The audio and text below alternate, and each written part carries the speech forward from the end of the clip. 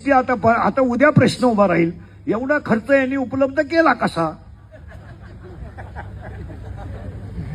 हे पैसे यांनी आणले कुठून? मग काही एक वर्ग असा म्हणेल जनतेनेच गोळा केले आणि जनतेला दिले, दुसरा वर्ग असा म्हणेल त्यांनी जनता लुटली, तिसरा वर्ग असा म्हणेल त्याला सगळ्यांचं समर्पक उत्तर आहे, माझ्यावर प्रेम करणारी जेवढी भक्त मंडळी आहे त्या भक्त मंडळीने 90% लग्नाचा खर्च स्वतः केलेला आहे. स्वदेश प्रॉपर्टी असेल, कातोरे साहेब असतील, आमचे सगळे मित्रपरिवार असेल, तुम्ही बँडवाल्याला विचारा, मंडपावाल्याला विचारा, आचार्याला विचारा, आतापर्यंत माझ्याशी 26 वर्षात एकाही बँडवाल्याने आचार्याने व्यवहार केला नाही. त्यामुळे तो ट्रोल करण्याचा कोणालाही अधिकार नाही.